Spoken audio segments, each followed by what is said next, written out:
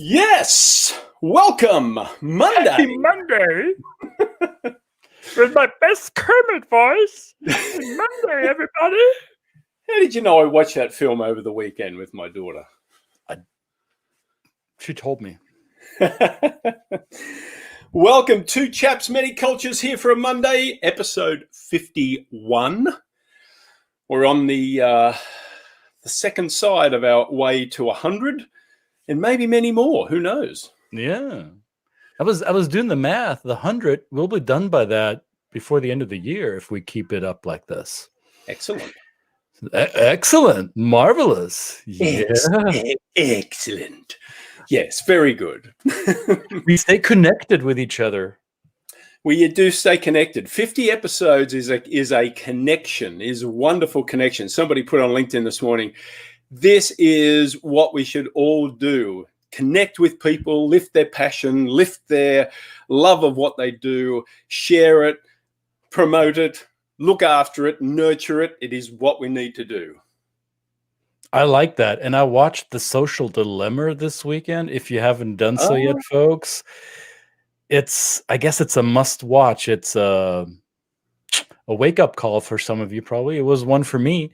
So let's connect and find ways to connect that doesn't always require the tools we're using now to broadcast.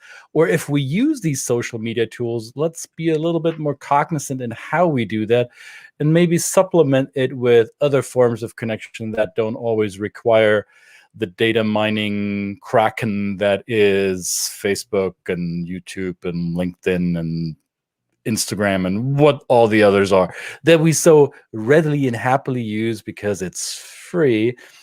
However, we're giving them our attention, aren't we? So as we are giving them our attention, we want to at least make it worth your while somebody else is piggybacking on our eyeball times. We're going to create some content that is actually worthwhile watching. Right? Absolutely. All right. And make it worthwhile watching. We want to bring on some people who actually can tell us about being connected. This is an important point, is that we could probably use some expert advice. And who better to do it than draw from our wonderful pool of global talent? And we have somebody in the wings right now. Please welcome Sue Shinomiya. Shinomiya-san. Ohayou gozaimasu, konnichiwa, konbanwa. Hello, it's so good to see both of you, and Guten those Tag. of you who might be Guten Tag, yes. And good morning. For me, it's good morning. I'm in Portland, Oregon, so where it's very hazy still, the air quality still bad. This has truly been a year of between the protests here, which you've all heard about, social unrest against for dismantling racism and the wall of moms and the tear gas and the pandemic and the masks and now we have this haze. I can't breathe takes on many meanings for us right now. So what's good in your life, Sue?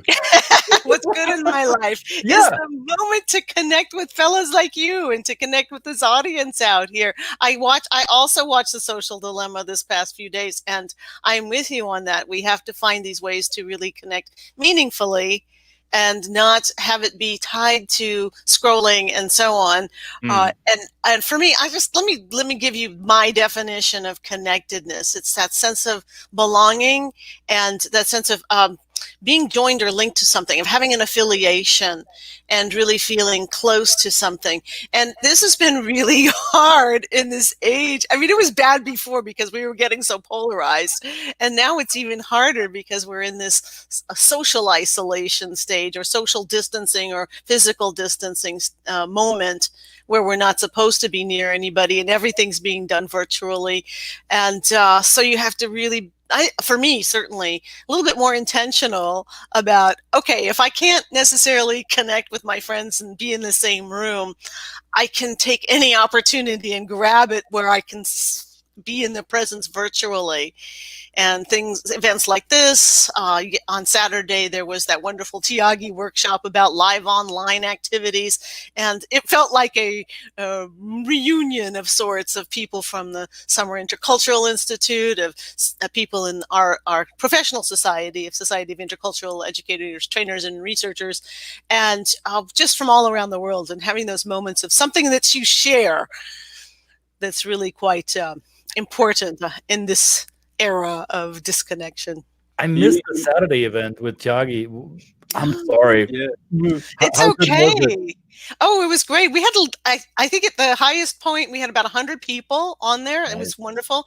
And there were a few new names. I was really glad to see new people. But I was like so thrilled, people from really as far away as Morocco and as far away as Japan, and a lot of course, all over the U.S. So it was very good, especially in terms of the sense of how the two of them, Matt Richter and 𝙈𝙬𝙤, made us feel like we were kind of all engaged in the same activities and doing something and in breakout rooms and saying hello.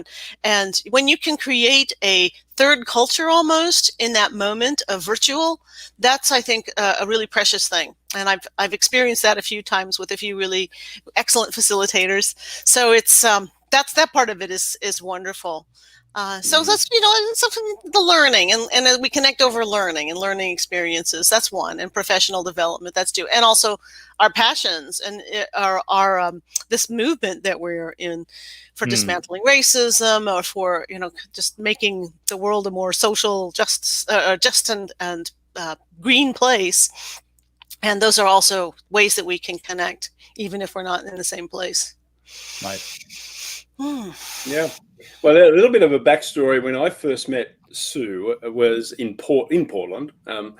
When I wandered aimlessly into a 𝙈𝙬𝙤 USA conference that was going on in 2014, and because I didn't know anything about the organization, and I guess back then, and still as always, Sue is very deeply involved and serves that community in a very generous way. And I think you were one of the people that really impacted me. In terms of just the people that welcomed, it was a welcoming place immediately as soon as you walk in. I hear this from a lot of people in terms of 𝙈𝙬𝙤 and the people around. When we get there, we kind of, because there's the people that do our same work, we get this sense of community and sisterhood and brotherhood, that we get. So, I mean, just a personal thank you for that. You're one of the reasons I still do that. I get to do this work, and I'm inspired to do it every day. But I think connectedness, connect the thread. Yes, I know. And I think that connectedness was always a theme that you always embodied. And I've seen you talk around the world, in person around the world, in different places, Dublin and Belgium and things like this. So I wanted to ask how much of this is influenced. Obviously, we opened up with a little bit of a Japanese reference. Obviously, people might look at that and, what is that about? Obviously, the last name gives it away. But as somebody who's not probably knowledgeable in the Japanese sense of culture, is there a particular part of that influenced you to be interested in connectedness and the connectedness to nature, or the connectedness to each other? Is that something that you discovered in the Japanese culture? Oh, that is a precious and wonderful question. Thank you for asking that.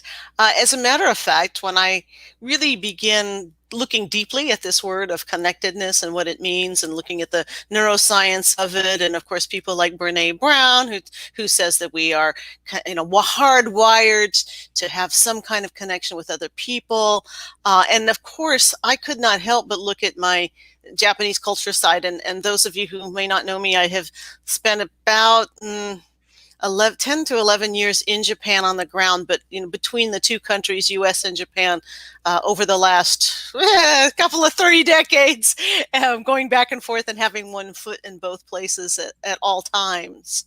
Japan has a new prime minister today, for example. Did you know that?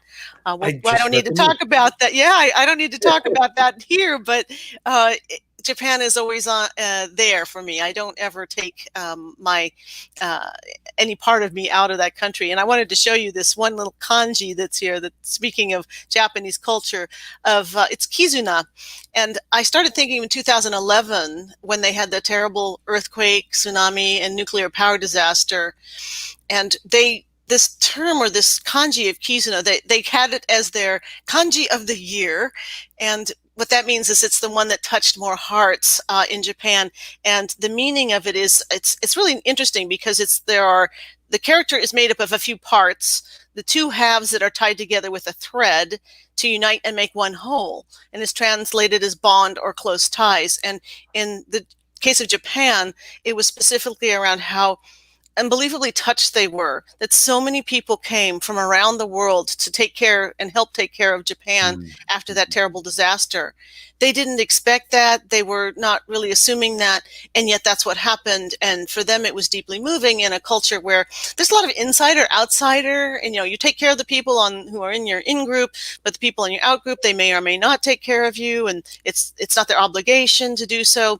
So I was thinking about that a lot. And yes, there are a lot of so many expressions in Japanese that are around how you read the room. It's like there's even a word, kuki o yomeru, which is like read the air. And can the person read the air? Can you understand from the surroundings around you what's going on, as opposed to exactly what people say or what's written down and so on.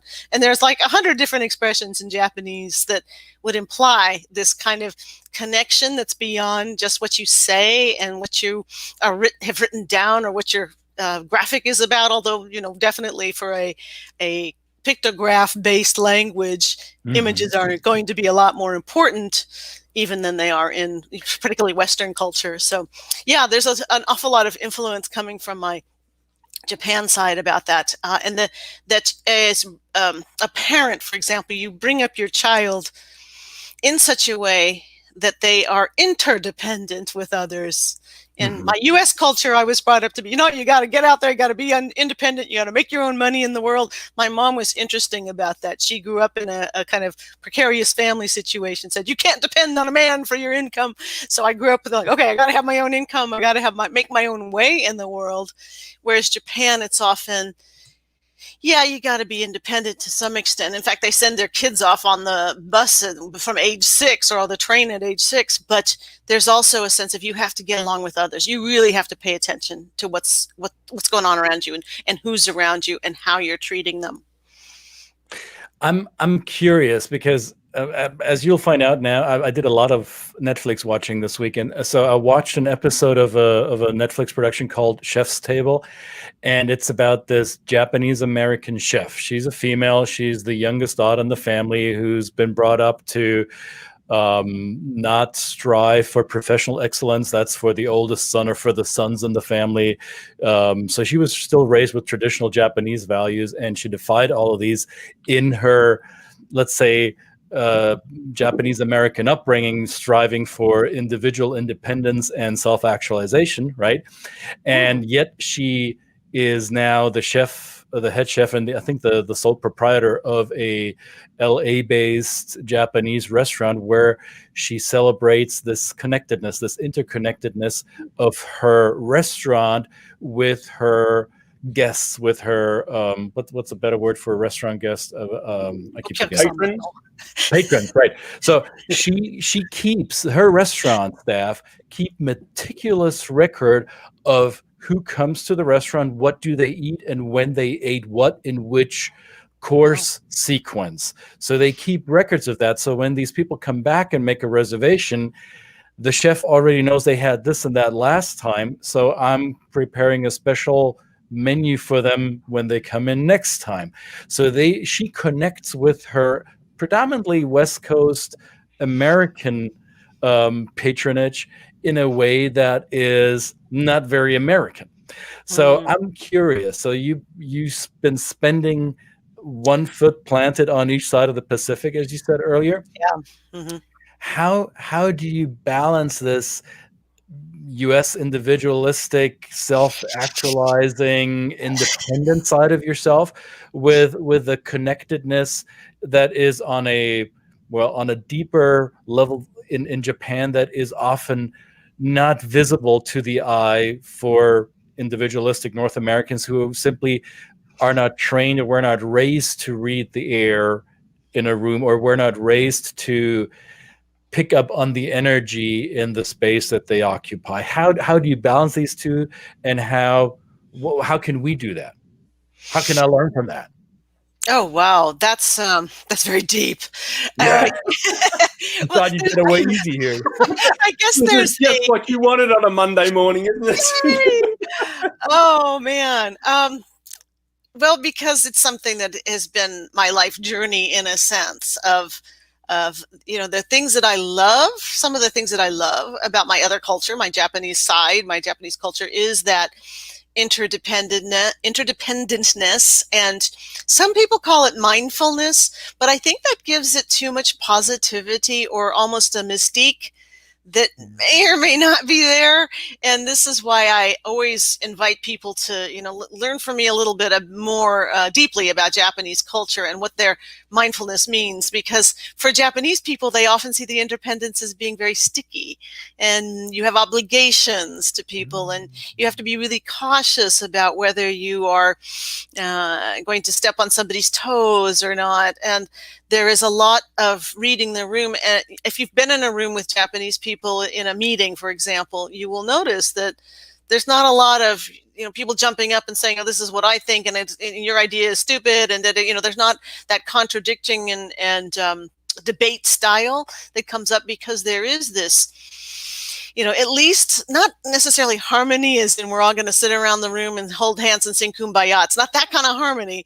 The harmony is more of appearance of things going smoothly. Mm-hmm. You don't air your dirty laundry in public. If Brett and I, we're going to argue about something after this thing, and I'm going to go with you and get offline and do that. Not, Christian around, we want to make sure we're kind of looking like things are going really well and really smoothly, especially if Christian is my customer. And I'm glad you brought up this term of patron or customer, because there's also the hierarchy in the society of how you elevate the customer, and 𝙏𝙬𝙤 𝘾𝙝𝙖𝙥𝙪𝙧𝙚, which means the customer is like a god. And this is Shinto gods, and there are 8 million of them, so that you don't get freaked out that it's the god, but that you treat your customer, put them on a higher level, and then you have a different way of communicating with your peers, and different way of communicating with somebody who might be not lower than you as in lower status, but somebody you have to take care of, if you see what I mean. It's a different way of seeing the world. So that, to reconcile with my Western side of, in my Americanness of, in my MBA, going out there, go for it, and show your confidence. And I think this is another area that's really interesting for me, is there's so much in your giving a first impression in the US that's about showing your confidence, and I'm the competent one, and I'm the one who's the right person to be here, the expert on the subject.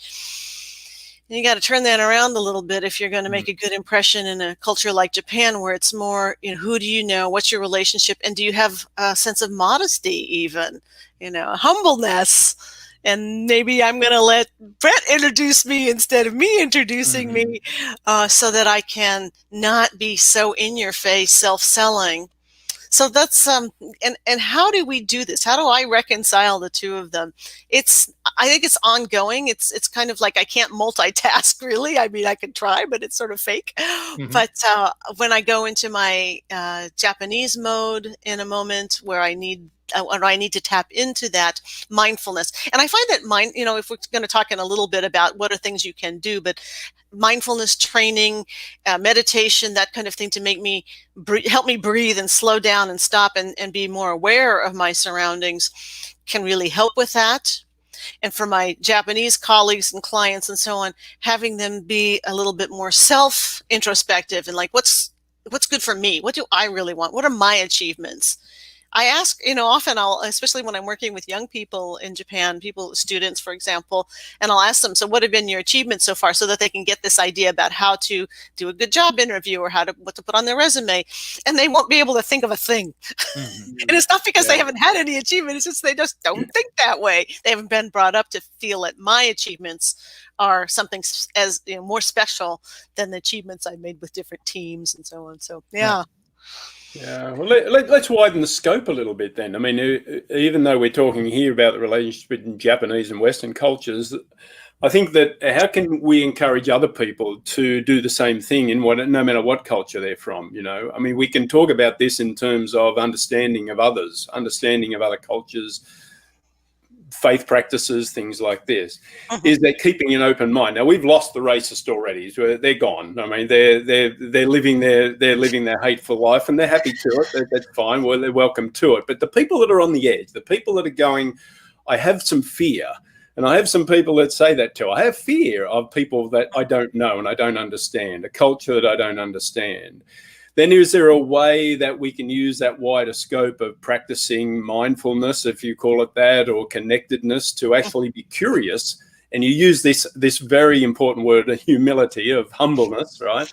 And we talked about self-knowledge on Friday, right? Understanding where you're coming from as a journey of introspection and self-reflection, to then use or leverage your curiosity to understanding people that, quite frankly, is it understandable that there might be other ways of life that you're fearful of, but you don't know it and you don't understand the details. So therefore, does that help you cross the bridge? I don't want to, preempt your answer, but that's kind of where I'm going with that in terms of how can you apply what you're talking about in relation to these two cultures to a wider scope for people.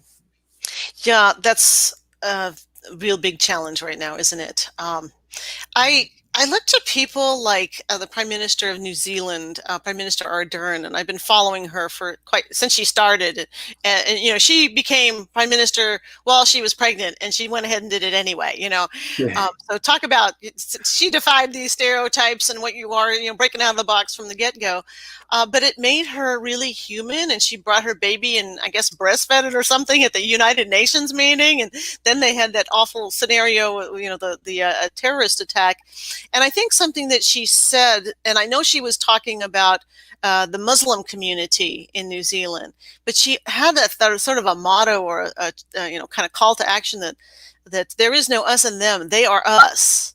And I always try to put that in the back of my head, even in the most polarized scenario of, they are us. And if I don't, and this includes the people who are on, quote unquote, the other side, whether it's a political spectrum or a different culture or so on. And where is that kind of common humanity? And I think there's something in, I know there's a lot of insider-outsider-ness for Japanese culture that we don't even have in the U.S. The U.S., we see that everybody is potentially an American citizen, and the world is us somehow in a weird, interesting way. But I think there's something about the interdependentness or interconnectedness, the connectedness of all of these things, that we can't parse them out. And that'd be something I'd want people to learn about Japanese culture, is, how things are seen as being all a part of one bigger picture, and that this affects this, affects this, affects this. And if I give you a tiny example, I was following the Japanese news when we were having these smokes and these fires and everything over here in the US, and watching the Weather Channel of all things. And they were talking about how, so the smoke that we're having today is because of the typhoon that they had in Japan. Let me explain that the water was really hot in the ocean, creating this super typhoon, and the super typhoon didn't really have anywhere to go. It sort of missed Japan, it hit Korea, but that typhoon was so huge that it upset the jet stream, and the jet stream kind of went up and down and grabbed something from the Arctic, which meant there was snow in Colorado, but it pulled something out of the very hot air from the south, which meant that we had this awful hot wind, and everything just blew up in terms of the fire. So now we're getting the smoke. So that would be that's like every day in Japanese news, that there's this, we're going to show you the bigger scientific picture here so that you get an understanding of what's going on. And I wish that, more of our culture could have a little bit more of that. We are really all connected on this global level. So, but yeah, how do I get the people looking at the wholeness of a phenomenon rather than on the symptomatic eruption, so to say? Yeah, they would look at that too, but they would often start with that bigger picture of, and the science, and trusting in the science of it. So you can kind of get this objective third place to go. So you're not like in blaming someone or something else. No, I think that no, isn't it always the butterfly's fault? That butterfly that yes, flaps its wings and causes the hurricane on the other side of the world. It's that was what always I the was thinking butterfly. of. You know, was there a butterfly that flapped in the ocean, and now we're having, and Now, now I have to wear my mask inside my house. I should be getting money from Netflix soon because I'm going to mention another Netflix show. It's Brought to you called by Netflix. yeah, sorry. It's called Connect. I think it's called Connected. I'm just thinking of it now, where they explain these global phenomena, like you just did with the weather phenomena.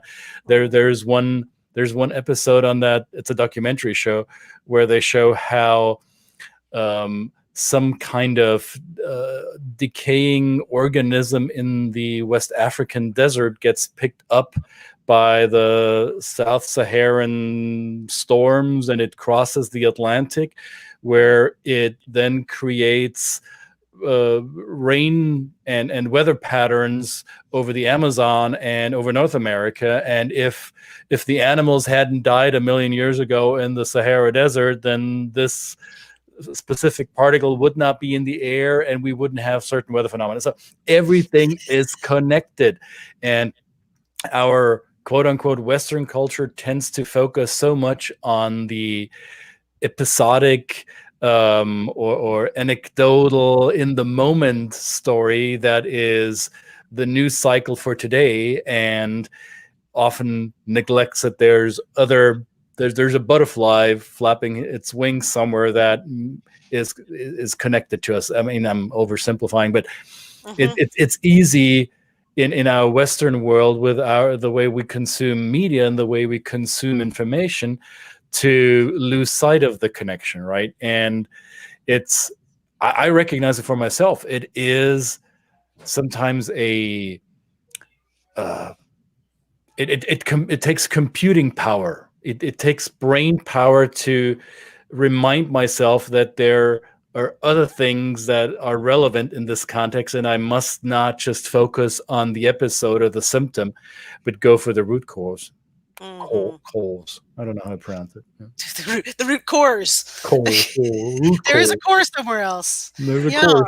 Yes, and I think there is something in Japanese culture that, because they are a culture that has been faced with, it's this small, precarious, resource poor island that has the typhoons coming along, and we know about the earthquakes and tsunamis and floods and all kinds of natural phenomenon that has a great impact on the society. So they know that they're surrounded by that, and always have a sense of, okay, what's my contingency plan? And all of these things are going to be connected, especially global warming. They have a very different approach to global warming. They feel like it's happening over them, and that it impacts them, and that Japan is getting hotter. And I think that it is, every summer seems to be hotter than the last one. And so there's a different, just sort of overall sense. And I think in the US, we parse it out and somehow have it be a part of an ideology that, and there's not if we've come to a place where there are different versions of science or alternative facts, then it makes it a lot harder to have a sense of that commonality. And also, I think that siloing, I saw a comment here about that I think Antimo put up about the news that we get in this culture is often, of course, I really like totally appreciating the local news right now, because I need to know what my air quality index is in my neighborhood if I possibly can. But we don't necessarily get a global picture, and not very often, and only if there's some event. And it's sort of shaded by whoever is on the news and their own opinion. I've taken to watching more public broadcasting so that I get at least some objectivity. I kind of miss that the news used to be reported as news. And that might impact, this, going back to this first point that Christian made about our affinity and our tendency to be on the media, which is unfortunately, picks up on our logarithms and feeds us and continues to feed us the stories that it thinks we will stay on and stay on longer. And those are the stories we might agree with, rather than, although I don't know if you get stories that you disagree with a lot of the time, that there's something to be said about that too. But we don't get we're getting bits of a picture, not all of the whole picture. And right. yeah. Well, Sue, we got a comment here from Brent in Toronto. He asks he'd like to hear your thoughts on managing internal teams comprised of newcomer immigrants from multiple cultures. What have you seen about how the approach changes depending on where the corporate headquarters is? So I think that's a broad and multifaceted question. However, I think you may have some answers as to whether we're talking about a Japanese headquartered organization or a U.S. headquartered organization. How's been your experience around this? Oh my, and I've got two other experts on this subject, so we know that where the headquarters are can shape something about the assumption or the know-how or how we do things around here, the corporate culture, for sure. It's an interesting question because, for example, there was a time when I was working with companies that were in nuclear power. And it was very hard to figure out where the headquarters were because it was bought by this country and then it went to another country and then it was over. And you'd think there's something with nuclear power that you'd have a better sense of where it's coming from, because that's dangerous. And it's, there's a lot of proprietary stuff, secret information, whatever. But actually that industry is very globally fluid. So, maybe you go back in the history of the company and try to see who was the founder and how did that influence it. I always look to that, and especially if I'm working with someone who is either being, in a joint venture or something with a Japanese company, you got to know something about the history of the Japanese company and how far back does it go? Is it one of the original zaibatsu, the companies that were around since the Meiji era, or is it something that's been invented really recently and is not maybe beholden to the same kind of old norms, etc. I think that's really important, and I think there's definitely an influence. But that's a really big question that Brent had that could be a whole other topic. Yeah, we could talk about this for a week. I do want to share an example though, real quick, Brent, on that very question. Last week I completed a training. Well, it's not complete yet, but I'm training a global executive who happens to be German, and he works for a German headquartered organization, and he's been promoted to a general manager position in one of their outlying markets. And I asked him a similar question. And I said, well, how are you handling yourself as a German leader in another country, and how have you decided which language to use? Is the corporate language German? Is it English, or is it something else? And he gave me an example of how they prepared a presentation for their team locally. And he and his intern worked on that presentation. And then when they were done with the slide deck, he looked at his intern, who happens to be from Egyptian background and who doesn't speak German at all. And they realized, oh, dang it, we created an English language slide deck for a German speaking team. What are we going to do? Are we going to translate that? Nah. We're going to use the English slides, and we're going to present in German as much as required and as English as necessary if we need to. And long story telling, or for me, my takeaway was it takes a leadership position to decide how am I going to integrate newcomer immigrants in my multicultural internal teams. How am I going? That was Brent's question. How do I integrate that? It depends on what the leadership does. I think any type of diversity, inclusion, equity within an organization starts at the top, no matter how hierarchical your culture, no matter how hierarchical your organization is, or how matrix and egalitarian it is. However, there's a nominal leader who often sets the agenda. And I think it often starts with that individual. That would be at least my most recent experience around that question. I hope that answered it, Brent. So here we have Patricia asking or telling us the headquarter location for all cultures is key to smooth communication and collaboration with global teams, mainly based on corporate culture. Yeah. And local culture. Oh, and local culture. All right. Excellent. Mm-hmm. Yeah, we could talk about this for a personal note too from Patricia. Yes, thank you, Patricia. I appreciate that. Yeah, and also Kieran. Yeah. Oh, wonderful. There is something to be said for, what is the the head person, their culture, etc. But I think there needs to be somehow, I don't know if it's a chip we can put into them about the value and importance of inclusiveness. Recently, in the inclusiveness conversation, I've noticed there's a lot of talk about belonging. I had a little bit of resistance to that idea of belonging. It's just kind of like master, belonging, slave. I mean, is there any potential carryover from previous history? But since I'm hearing it from people who are really deeply rooted in the diversity, equity, and inclusion, a mindset, then I think it's okay.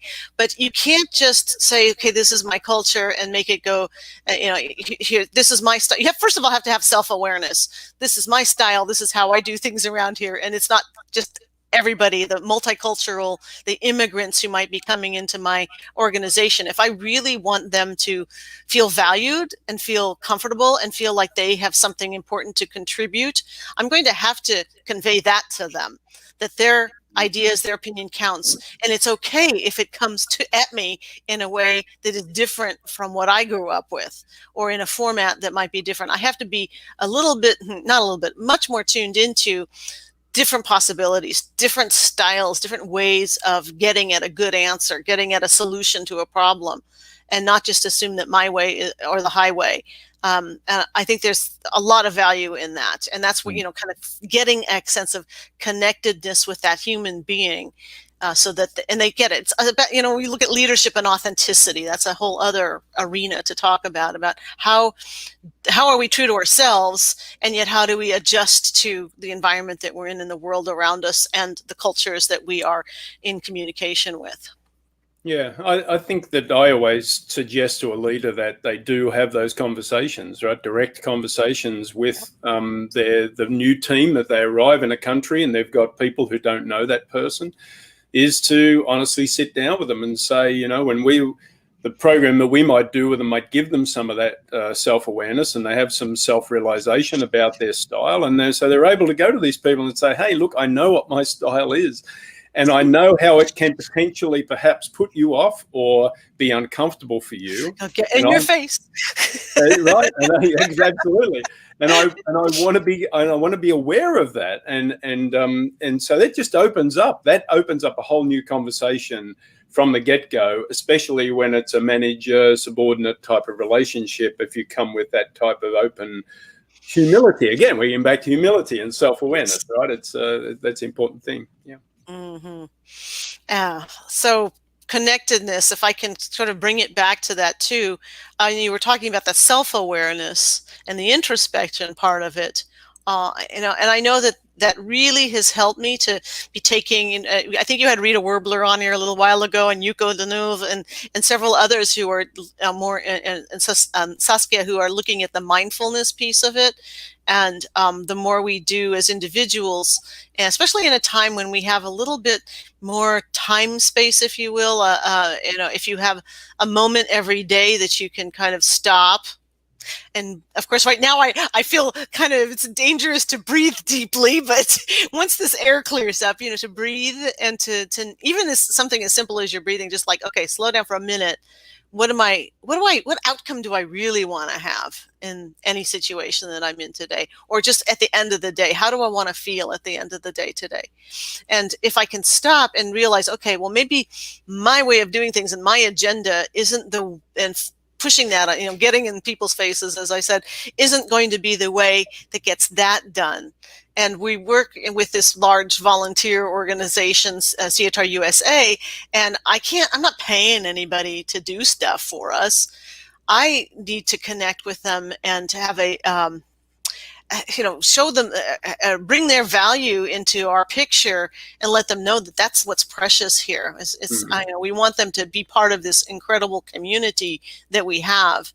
And that's one way to express it, is bring your talent to us and express it in that way. And if it gets you some, a connection to a job or a gig or with a client or something at some point, or to your students or something else, fantastic. But think about how we are creating this community of connected leaders, of mindful leaders, of culturally competent and intelligent leaders. And that includes us as leaders. Right. I think also just on the 𝙏𝙬𝙤 side of it, I mean, these are where that's a great organization. There's many around the world, and these are, again, volunteer organizations where people serve and give their time, but also ensuring that these organizations in and of themselves don't suffer from their own insider outsider dynamic as well. So that part of that invitation, and it's kind of I'm struggling with that. You know, who are we to invite people in?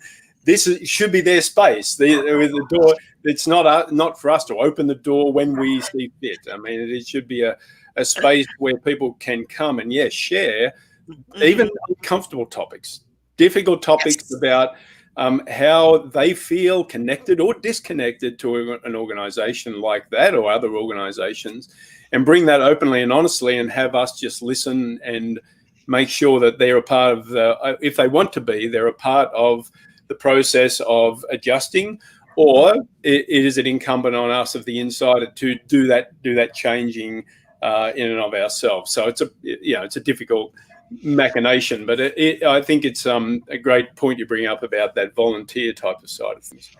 Yeah, I think this is where, I call myself a budding Buddhist, because I feel like I'm always learning new religions and learning from different spiritual traditions and so on. But one thing that I really appreciate about Buddhism is seeing the world as a mirror for yourself.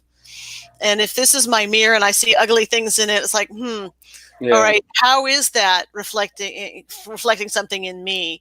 And what can I do about me? I can't do anything about those other people if they're other people, but I can see that oneness in all of us, and I can do something here that will make at least this moment, not even today, a better day. If I could just have this minute be a good one for me, I'm doing all I can, So I think that's the preciousness of feeling that connectedness with self. I guess I wanted to get back to that. It starts with connectedness with self, really, and then you can get that connectedness with family, connectedness with the community, connectedness with beyond the community, and then understanding, as I said, that they are us and that we're all on the same planet.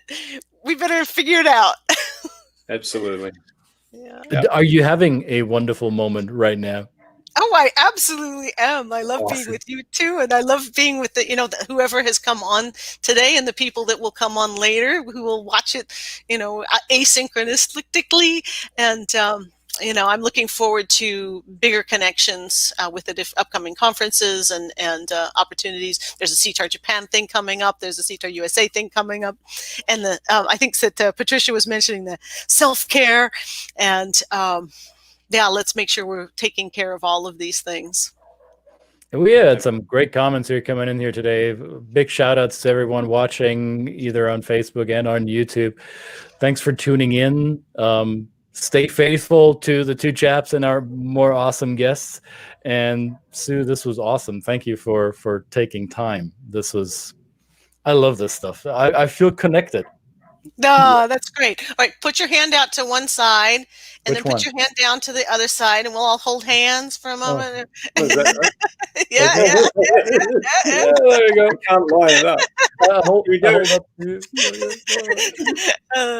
Thank you so much. It's been a great pleasure, and I always like to remember, the journey is, of course, right now we're all at home, whatever, so the journey is not in going to another country. The journey is in seeing the country that you're in with a new set of eyes.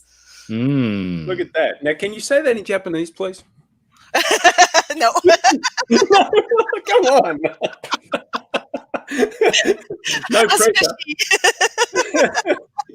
We had one of the commenters make a comment in German. See, there was somebody. Allison, Dankeschön, schönen Tag. Thank Auch you. einen schönen Tag an euch alle. And I can't help but notice your calendar image back there, Sue. Looks a lot like Neuschwanstein. It is. That was for you. What about my Australian? Where's something for Australia? I know, right? Oh, I should have that. I should have thought Don't of you have that. castles in Australia? No? Yeah, we have castles. Yeah, for sure. Yes, you do. You have ancient castles, things like Uluru. It's like we have Uluru. Yes, a fortress to the gods, right? It's amazing. There we go. They're just a little older than the ones you have, Christian. It didn't make it in your calendar. That's what it is. Yeah, it's probably in there. But, yes, thank you. It's been a pleasure. Enjoy your days. Thanks, everybody. Thank you. Bye. Bye.